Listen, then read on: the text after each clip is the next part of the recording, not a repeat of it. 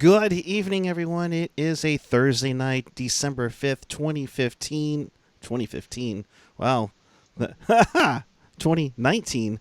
And welcome to this edition of Teal Town After Dark on Patrick Marlowe banner raising night in Raleigh. Well, maybe not, but if it did, that's what it would look like, folks. This is your live and interactive Sharks post-game show. We do this after every single game.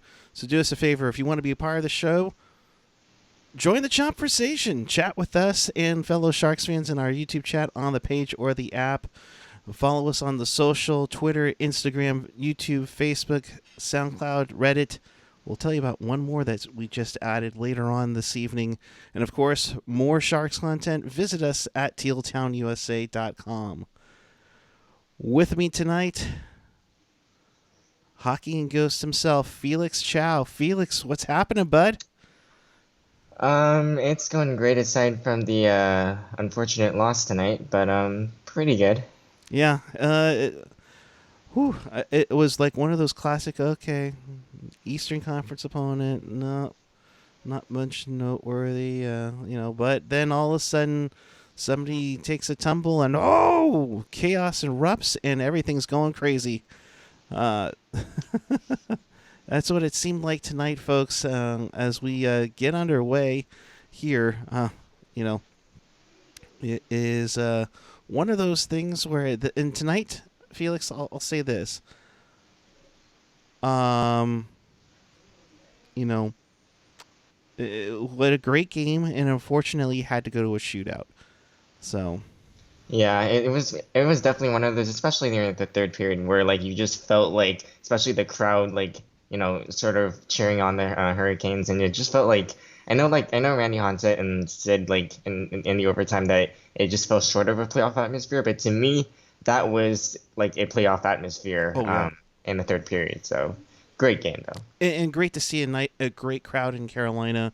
They've been struggling for years, and making that bunch of jerks run to the Eastern Final helps out a big time there. So, Absolutely. all right, so let's get at it. The Sharks start a 4-game road trip. They start in Carolina, move on to the Florida cities this weekend, and then finish up in Nashville. But they didn't start off too well.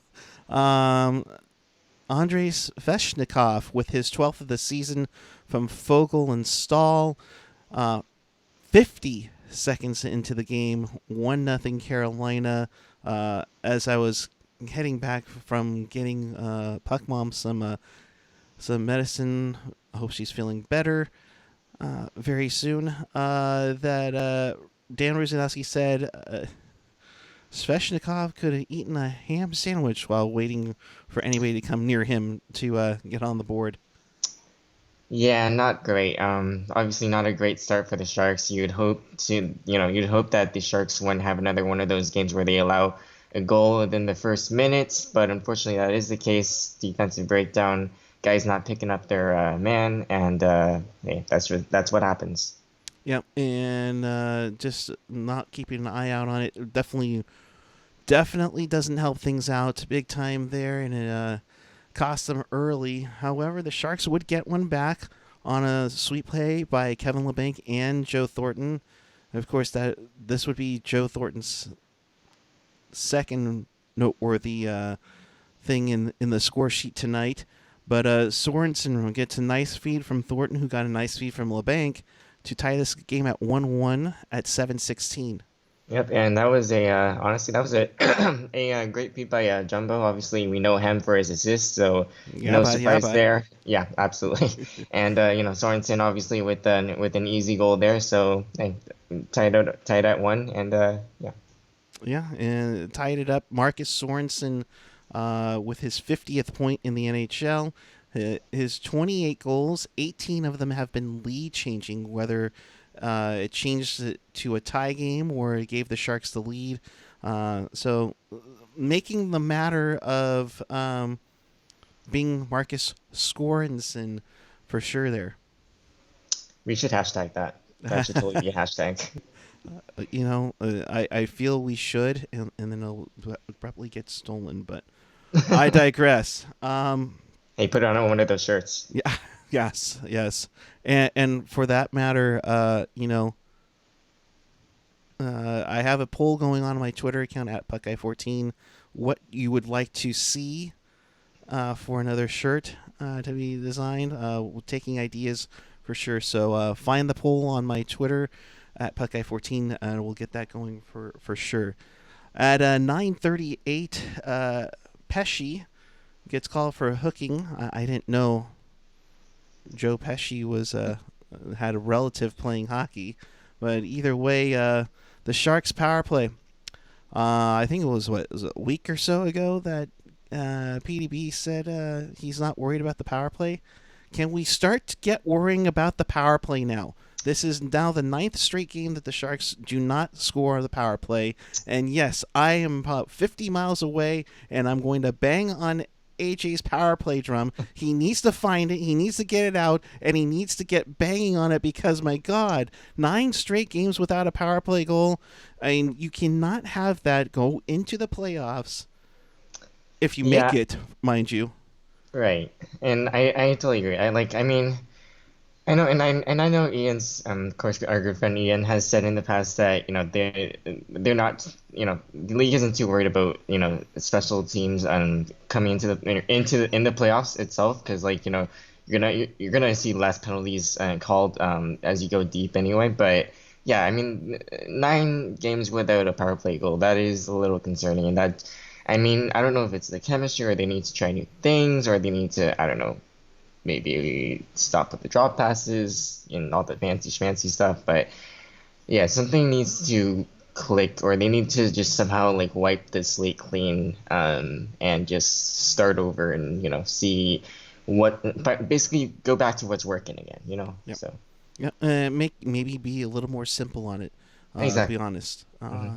going through some of the chatter here, just another Randy G. It feels a lot worse to lose games when you know you can win than games that you just accept that you sucked at.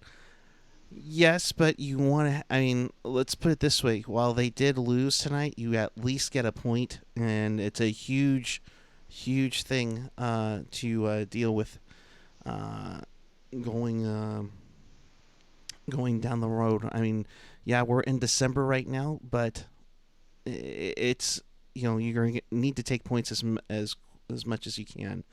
Um, so, Yeah, Cal, I mean, as they say, you can't win the Stanley Cup, but you can lose the opportunity to be in a playoff spot by this time. So yeah.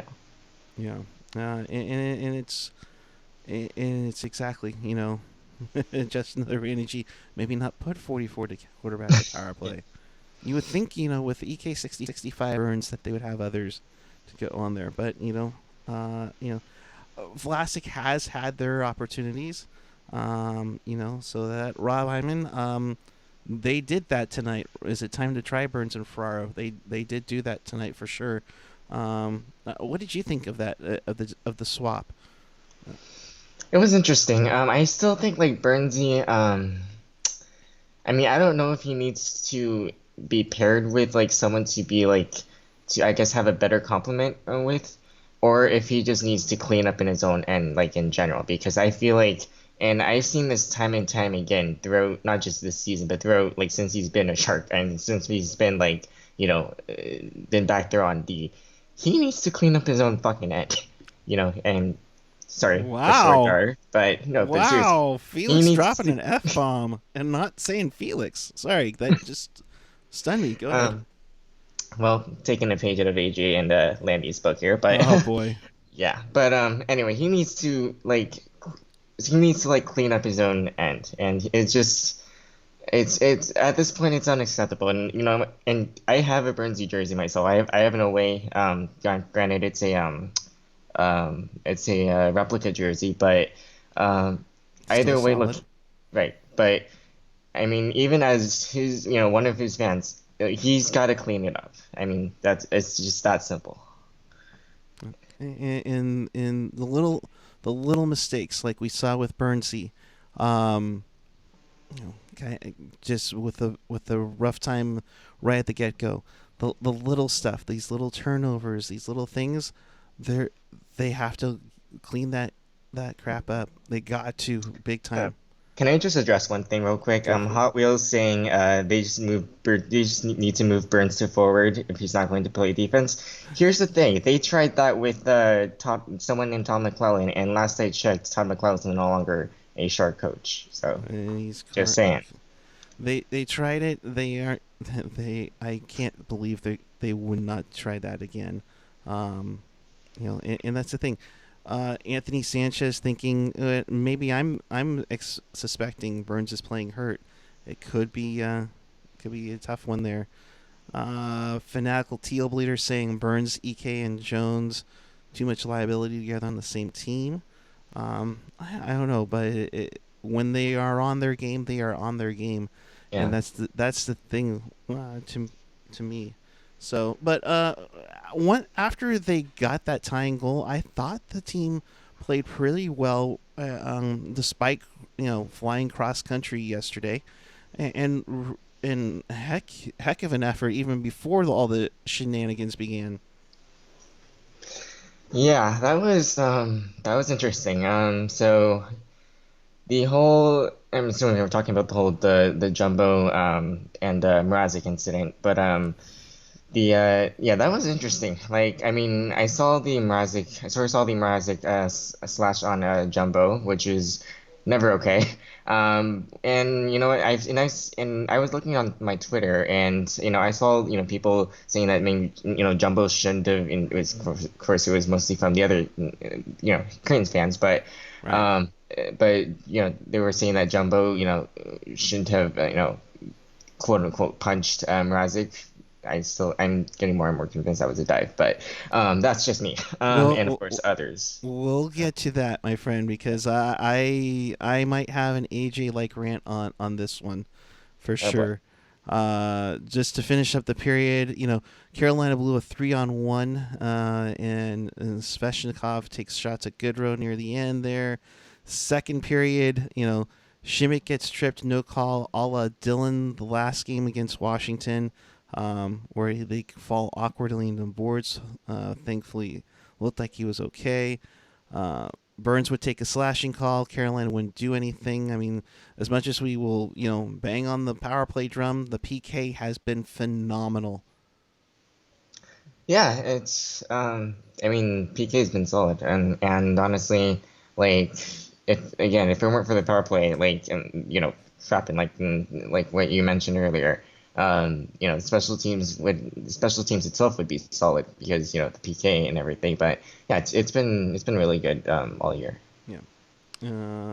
So or most of the year, that yeah. is. So At 10-12, Jake Gardner, former Toronto Maple Leaf, gets his second of the season. Fogel and Sveshnikov get the goal to make it 2-1 Hurricanes. Um, just one of those things where I think Zeldin, you can't really blame. where was the guy back checking, and what the hell were they doing if Yeah, they weren't back checking? So just saying. yeah. And the forwards, if the defenses are out of position, you kind of gotta pick him up a little bit on Exactly. that one. Um, and then the shenanigans began.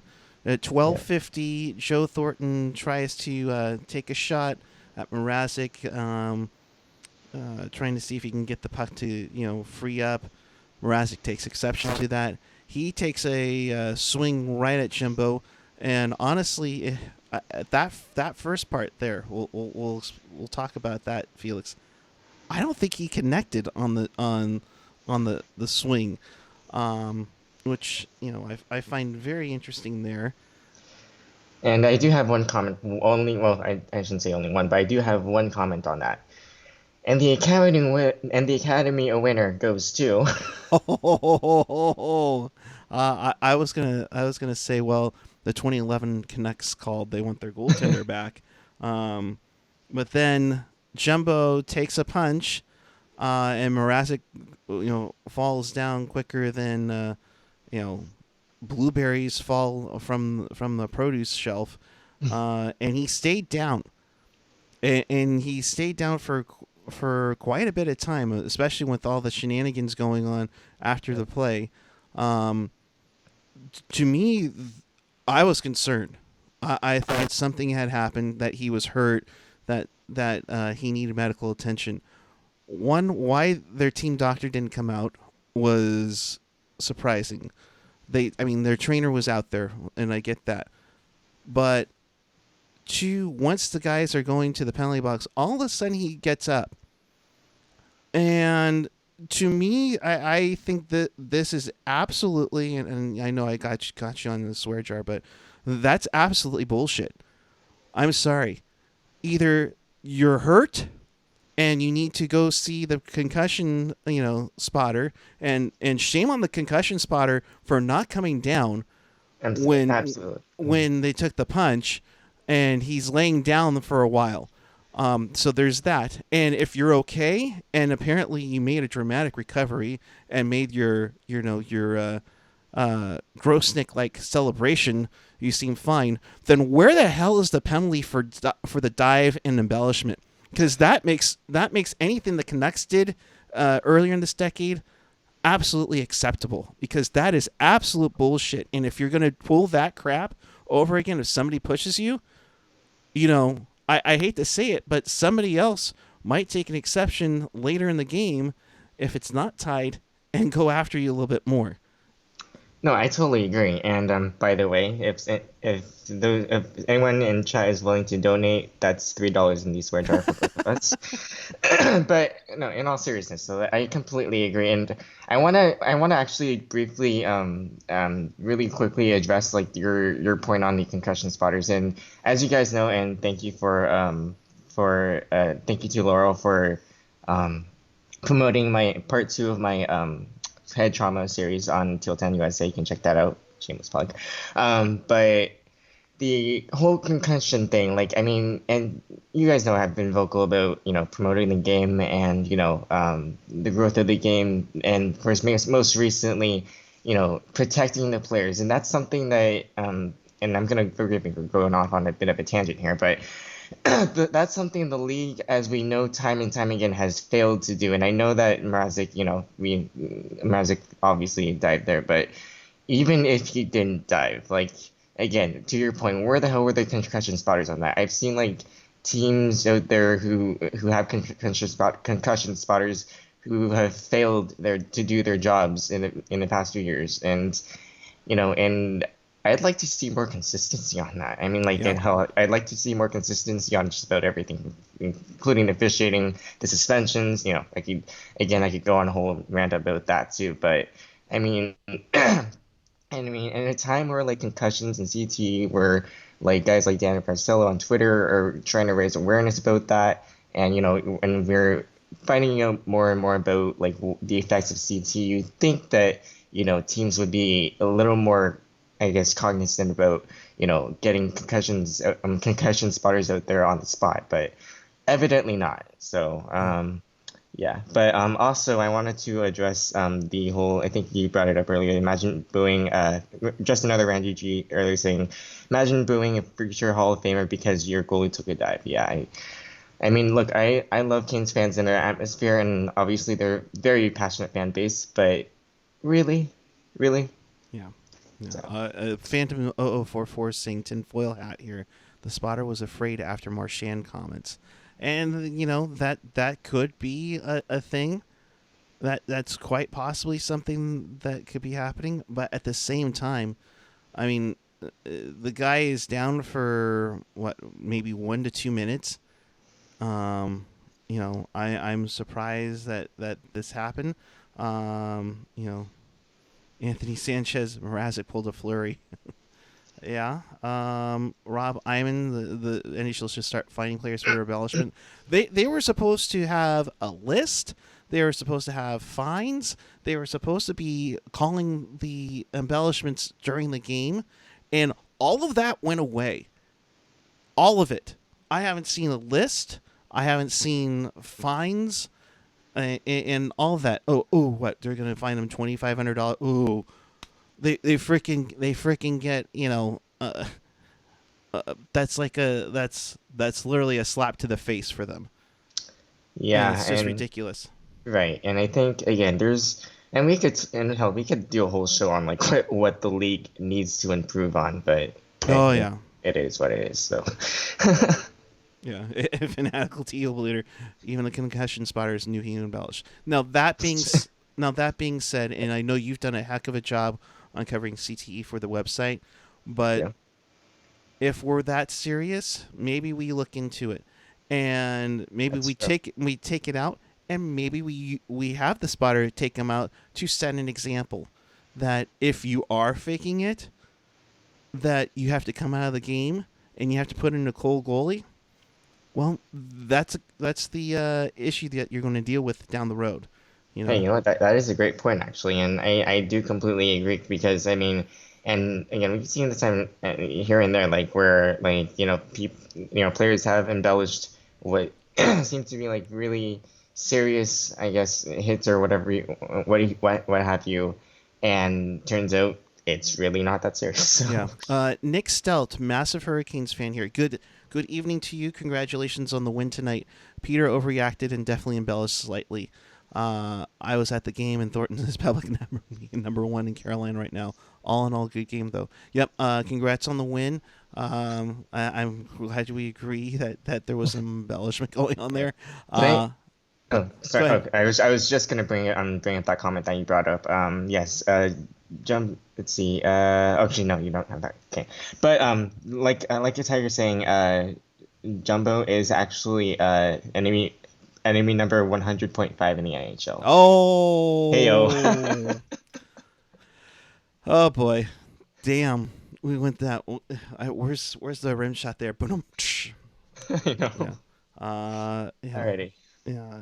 Concussion spotters can make mistakes. They're human. Also, the Sharks should have won the game. Yep, they should have. They definitely got great got inspired by it. And again, it's something about when something gets them going, and they definitely picked up the intensity, they definitely picked up the passion, they definitely were looking like the team that was going to get the next goal, and they did. Logan Couture, his ninth of the season from Erik Karlsson and Brendan Dillon at 1942, ties this game late. He now has scored in every arena in the NHL actively right now. What did you think of the tying goal? What a freaking pass by Erik Karlsson. I Oh, yeah. mean, what a pass. I mean, that the sauce on that baby, I mean, that's a truly wonderful pass. And like I've seen a few tweets, that's exactly what we paid Erik Karlsson for, And obviously I know we get on him on the defensive side of things, but Right. offensively, that was a hell of a pass. And of course, the captain finishes it off and, just a beautiful play all around. Yeah, that got the game tied at 2. Little let's say a little disagreement near the end of the period when while teams were coming off the ice. It could have been really bad. Thankfully, the refs got in the way there to let them go. And I completely agree. To quote the great Steve Dangle, who, by the way, he retweeted me the other day. Thank you. Hockey is going to be a beautiful sport when it's finished. Yeah, that's for darn sure. So, uh,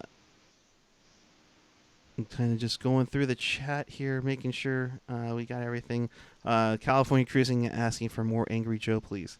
Yes, I completely agree. If it gets him going, watch out. I don't know if somebody needs to Absolutely. piss him off before the locker room. I swear, I think I saw like an NHL lineman have like one of his equipment guys slap him around to get him going before a game. If we need to do that, as long as he doesn't get a concussion, we'll take it. Third period, Felix, it definitely was going back and forth in this one. I thought San Jose really dominated the play here. They unfortunately couldn't take advantage of the hella dudes on the frozen pond call. Copyright Shalina Goldman. At 4:16, at 8:19, Erik Karlsson would get called for tripping the Carolina Panthers. um, uh, you know, the Canes can muscle that in. So this game goes into overtime, and like the one in Las Vegas, This overtime was crazy insane. Yeah, that was one heck of an overtime. That was that I mean that's hockey. I mean, and who doesn't love 3-on-3 honestly? And Yeah. and of course in that and I'm sure I'm gonna cover this too, but what a freaking save by Aaron Dell. I mean Oh like my goodness. as I'm sure the broadcasters as my phone rings. Excuse me guys. Mute that Um for a sec. yeah. I'll get you. You got it. Yeah, all All right. right, cool. Sorry about that guys, but There's the league. You insulted the league office, and yep, they're going after me. there we go. They're Now we Yep. won't see Felix on for another month now. So Yeah, unfortunately. Sorry, guys. But no, in all seriousness, though, as the guys, as Randy Hahn would say, I'm sure that was a delicious save, yeah, and that was also a delicate save. But whatever pick, choose whatever saying you want. But that was one heck of a save by Dell. And you know what, if it wasn't for Dell, and I'm sure, the guys. They did make some pretty good plays defensive plays in overtime. The Sharks did, but if it wasn't for Dell, this game would easily be 3-2 Canes in the extra inning. So yeah, and it was a great save all around. Dell was definitely delicious tonight. I don't know what Dell's comment was. If somebody actually has the actual comment, by all means, let me know in the chat here. And of course, the classic one from Laurel, saved by the Dell. Yes. yes, So this game would go into a shootout. Nothing either way. For the first two rounds, Sveshnikov would go post and in, and unfortunately, Couture couldn't bury it in the third round.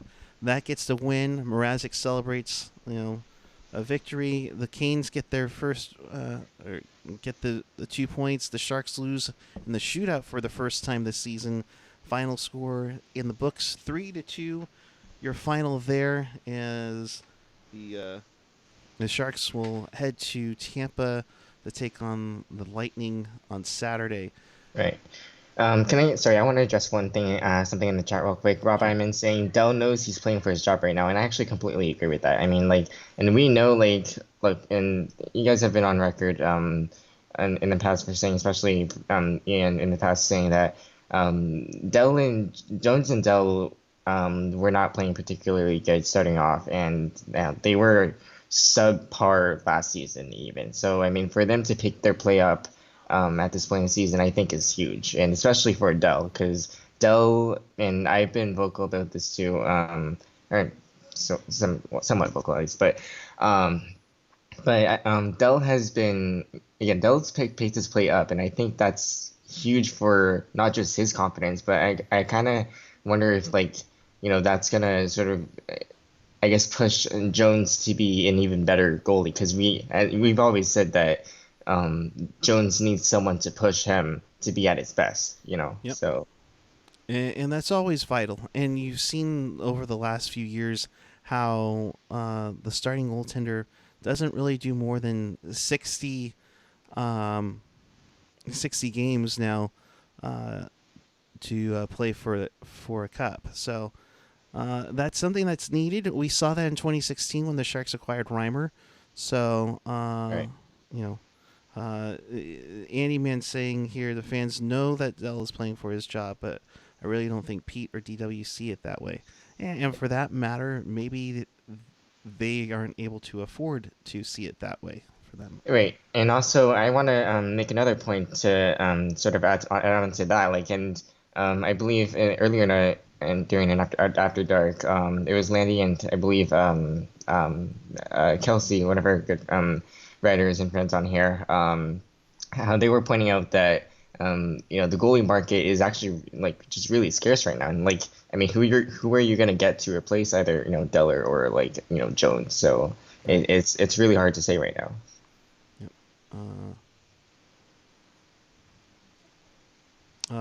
So there are some comments coming in. Let me give it one sec here. I'm unfortunately going to do it the way that AJ will probably lose his mind when I do it this way, but But interesting comment coming out of the Sharks locker room regarding regarding the confrontation with Joe Thornton, and this is from Aaron Dell on the whole confrontation. I mean, he either got hit really hard and maybe should have gotten the concussion protocol, or he flopped a bit. But I guess that's a ref's call. And so that's coming from the Sharks goaltender Aaron Dell, who definitely has been a great goaltender on the road. In 4 home games, he has a 3.76 goals against average, 8.44 save percentage. In 6 road games, Felix, he has a 2.78 goals against, which is okay, but a 9.15 save percentage. Um, so, and there's that. In that sense. So, you know, yeah, I mean it's not bad. I mean, like again, obviously an improvement from the road is compared to the home games. But yeah, again, I feel like he's slowly, but surely building his confidence back up, and and I think I saw earlier in the chat, like there needs to be some sort of like consistency between the two because they have been known to be very inconsistent. Like they'll have their they'll have their like A games, but then at the same time there are games where you'll think like how do you not stop that puck, so it's like it's very up and down for them, and so I'd like to see them sort of build off of that, have that consistency, but also at the same time while we're on the topic of goaltenders, like the 5 guys in front of them have to help them out more. Like I mean, I mean it's the defensive side I feel like still needs work, obviously, as we've yep. noted time and time again, and you know what? As much as you need good goaltending to win games, you also need a good defense to like shut down those opportunities and let that feed into your offense. So I mean, it's you know And that's a great point, Felix. You look at what this team has done without a decent defense, and to be where they are is actually pretty phenomenal. At the same time, you know, Burns has struggled this month, and again, that leads to some of our viewers asking maybe he's injured. Shimmick has returned. Yes, the savior. Some people have put it. How this team has turned around since he's returned. At the same time, he's had a rough month as well. He's yeah. not played the best that he has, but you know, Yeah, put it this way, folks. Even if we had Connor McDavid on this team, if he has a rough month, yikes. yeah. Nick Stel, I couldn't agree with you more. Agreed, no more shootout. I'd rather flip a coin than have a shootout. It was a great overtime. It was a great game, especially in the third period, and how crazy the overtime was. It just seems like you get all that crazy excitement, and you just crash down to a Yeah. shootout. So Yeah, and I agree. Like, and I'm gonna touch on this real briefly. I mean, like, I'm not as harsh on the shootout as some people are because I know there are a lot of people out there who aren't fans of the skills competition. But I love it. I mean, I love the skill of it. But at the same time, you just can't beat 3-on-3 OT. You just yeah, can't. And I get why the league isn't, or heck, even the players and coaches aren't planning on getting rid of the shootout anytime soon. But boy, would it be fun to watch if like 3-on-3, if you had like a couple more minutes tacked onto that 3-on-3. yeah. So And to me, I'm fine with a tie. I know that's not exactly the best thing, but um, honestly, with how it is now gone from regulation overtime wins as the first tiebreaker to now just regulation wins, it could prove paramount down the road, and kind of devalues that the quote unquote loser point. Any man in here, the only reason people in here are wanting the shootout to go away is because we lost tonight. That's the only reason. If we won, not a soul would be saying get rid of the shootout. Uh, that's fair. I mean, it's but. it's fair. Go ahead. I'm sorry. No, and I was just saying like it's fair because I mean, again, and as Danny Man said, we did obviously lose in the shootout, but I mean, even if we did win in the shootout, how many people would actually be favoring the shootout over 3-on-3? Just Yeah. saying.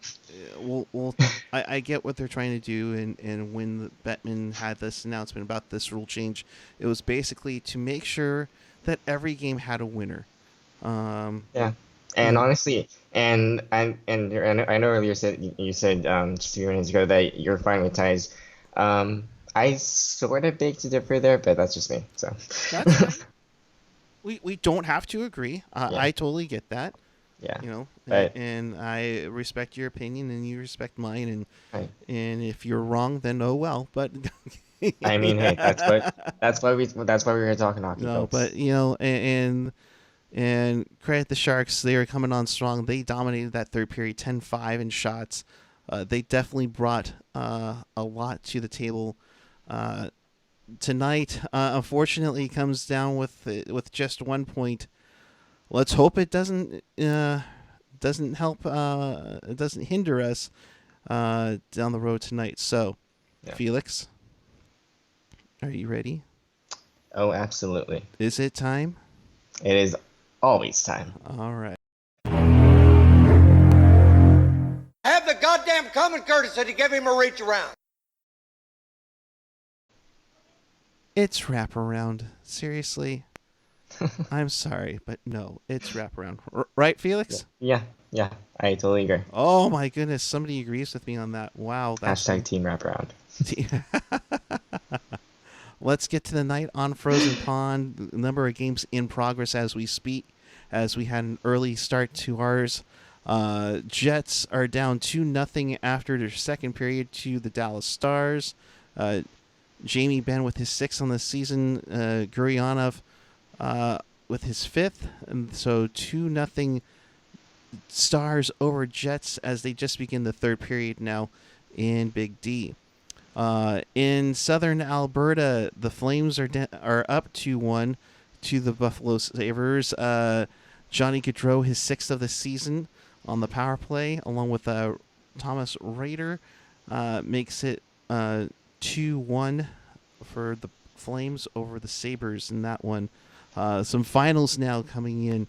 The Bruins had a 3-0 lead. They lose 4-3 in overtime to the Chicago Blackhawks. Jonathan Taves with his fifth of the season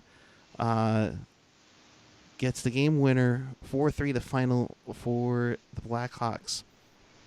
In Montreal, the former Battle of Quebec, the Avalanche and Canadiens. The Avalanche takes this one 3-2. Matt Calvert with a shorthanded goal in the second period.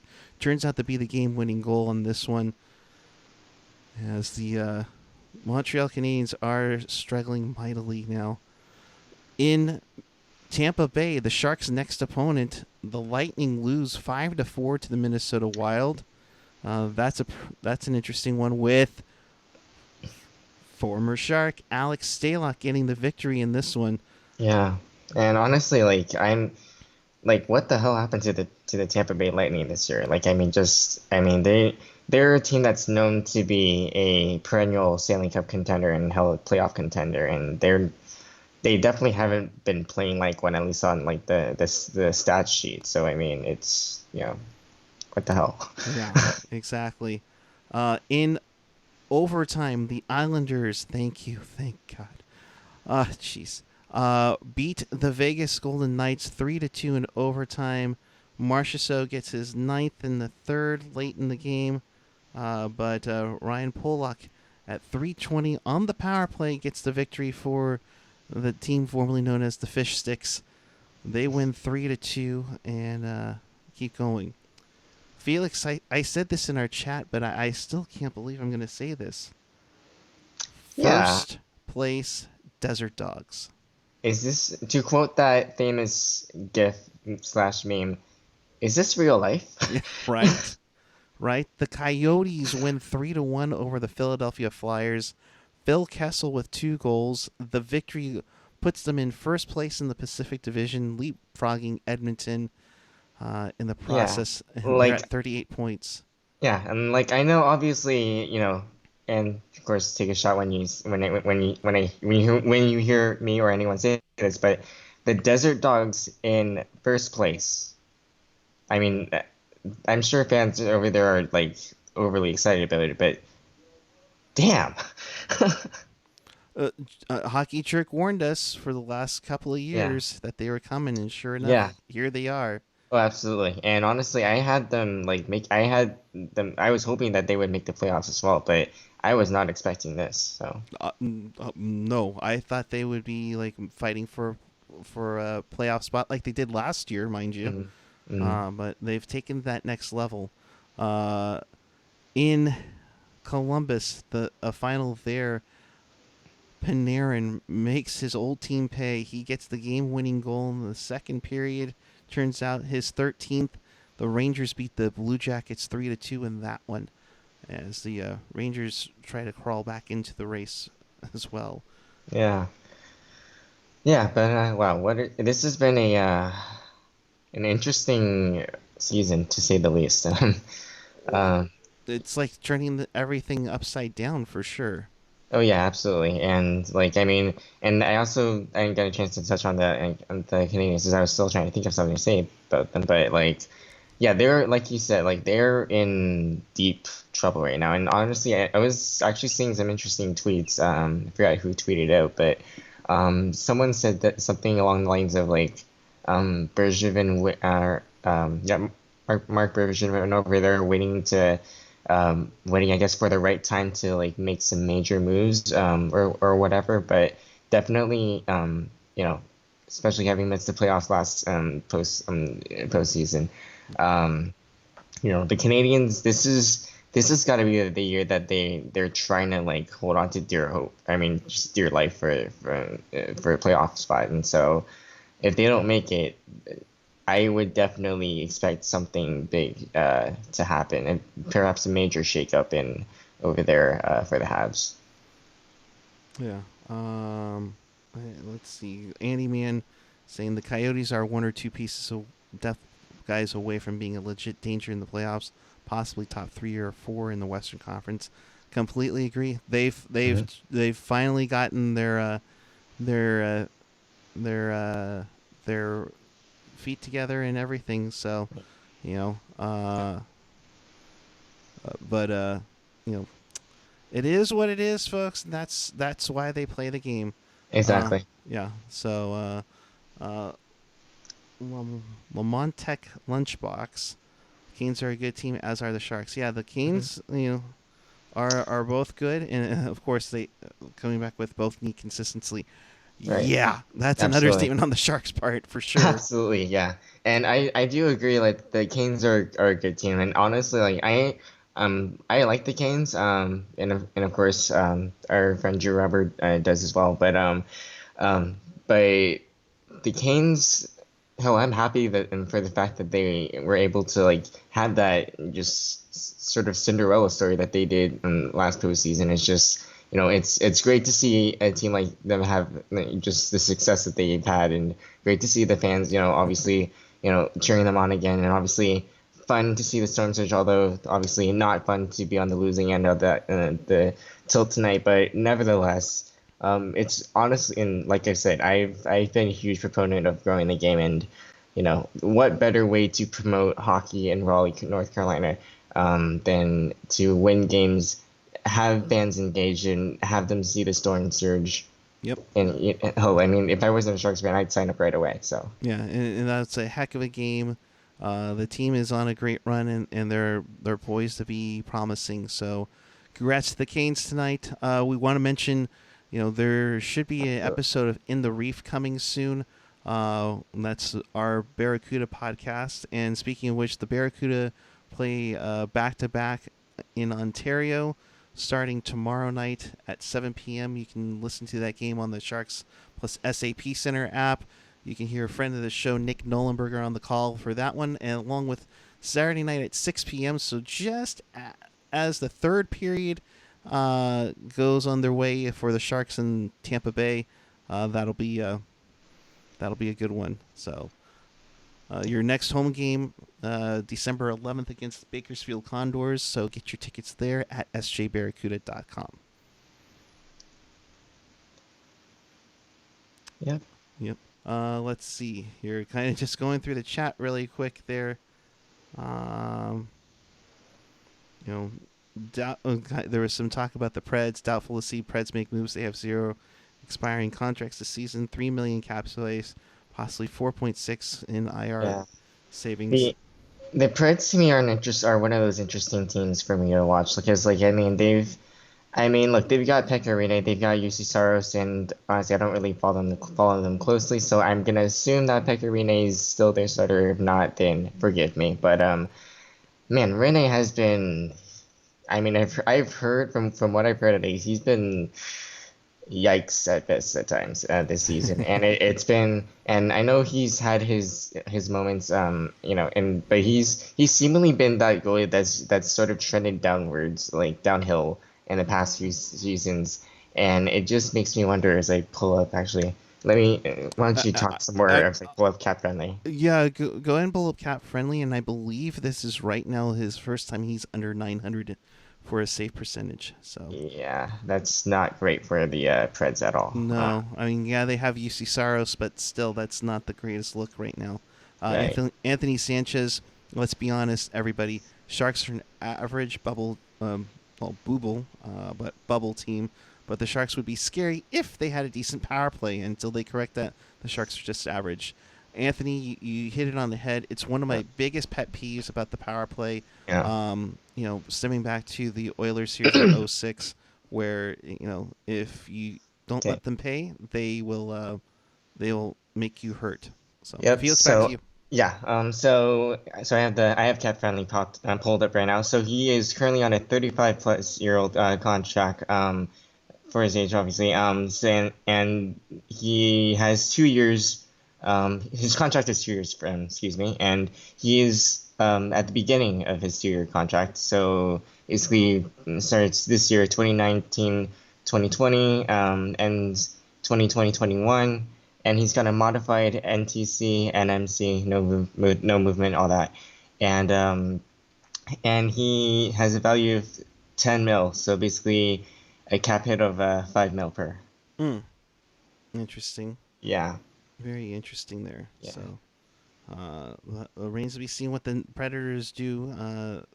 David Poyle, kind of like Doug Wilson, will wait for the right time to pull off a move. So. Yeah. And of course, just to elaborate on that, the clause details for his no move, he would have to submit a 10 team trade list if he were to be traded. So. Gotcha. Bad Catholics joining in, and I'm assuming you are a Canes fan, so good evening to you. Booing Thornton was fun, but LOL, that was a flop. Yeah. Laurel saying deliciously incredible. This game was deliciously incredible. Dell played phenomenal. Hun, best to you, my dear friend. Okay. I want to address another comment in the chat. At Rob Ivan saying or asking who will be the next head coach fired. So I have something to say about that. So and I'm gonna likely have an article about this within like the next couple days or even the next week because I still have to think about how I want to put this because this is a very sensitive and a very serious topic because aside from firing coaches for team performance. We've also seen the latest coach, Bill Peters, fired for the racial slur, and I believe Landy also addressed this in a previous After Dark. But this is going to be a really interesting time for the league. I'm not gonna lie. Like this is in a time where we have a lot of players and fans opening up to a lot of the abuses and everything that's going on in the league and that's gone on in the league. Granted,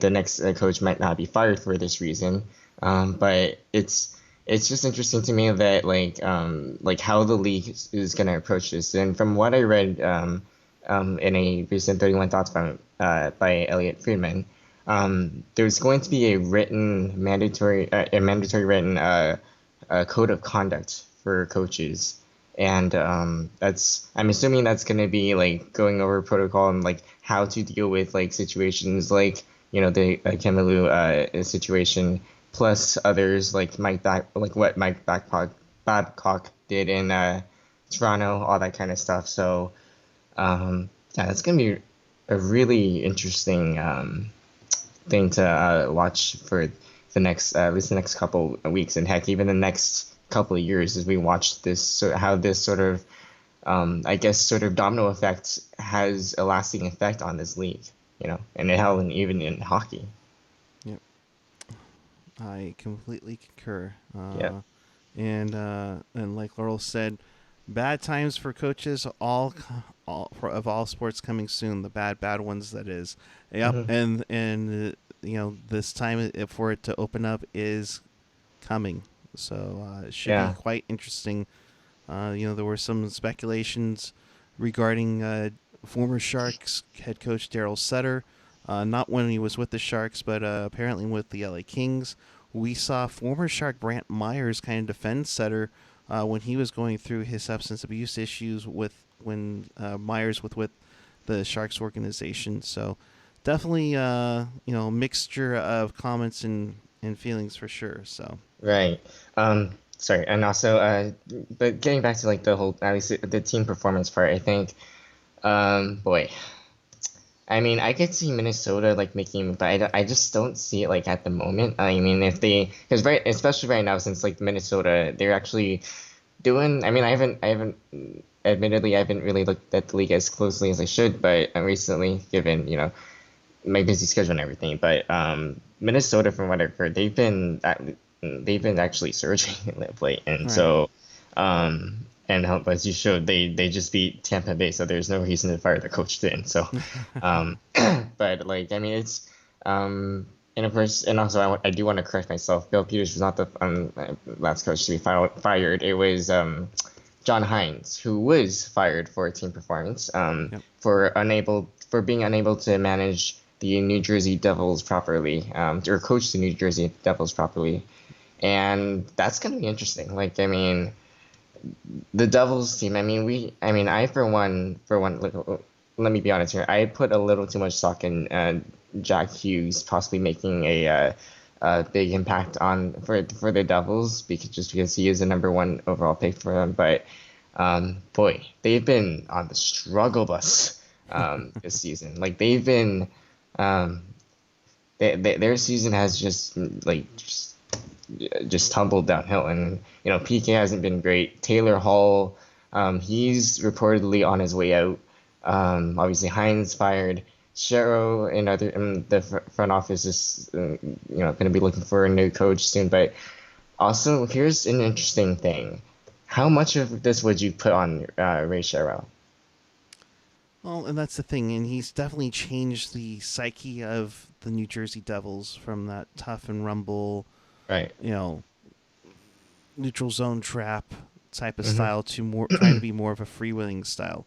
But Right. and Marty T's kind of mentioning it here. Hmm. Right. You have a boatload of talent. You have Hughes, PK, Gusev, Hall, Simmons, and throw in oh gosh, Nico Heishier, for that matter. Right. It's Right. definitely something. Or like Rob Irons just saying, maybe the Devils need a culture change. Yeah. So. Hmm. Well, with that, we shall wrap it up. In case you missed anything or you want to watch this again, check us out on tealtownusa.com or your favorite podcatcher, whether it's Apple Podcasts, Google Podcasts, YouTube, SoundCloud, Stitcher, Spotify, TuneIn, iHeartRadio, you name it, you'll love it there. And of course, all. Sorry. Sorry. I just want to before you finish that up, I do want to get to JF Turner here, because I think he's asked a question before. What do you think of this? Dylan and a pick to Montreal for Drew, and Montreal could be sellers, and I'm assuming Saku Woodwork. I'm assuming that's the player name, but Sakaru. Sakaru. Okay, I'm not really sure. Not really. too many of their prospects or too much of their players. But yeah. But what do you think? Dylan and a pick to Montreal for Duran. I don't know about that. Yeah, I don't know. Like I don't see it really happening. Like I don't know. I really don't see like, and I'm sure we'll get a better picture of this at the trade deadline come 2020. But I just don't see DW making a trade right now. Like I mean, and again, we might see something further down the line depending on how the team does. But yeah, it's gonna be interesting. They don't really have very much in trade assets, but we'll see. Yeah, and Andy Man making some points here about Duran, currently on IR for that matter. It makes too much to bring in. We don't have the space, and I think he's a middle six wing. We also don't have the picks to move, and already think so. Yeah. Yeah, that's the thing there for now.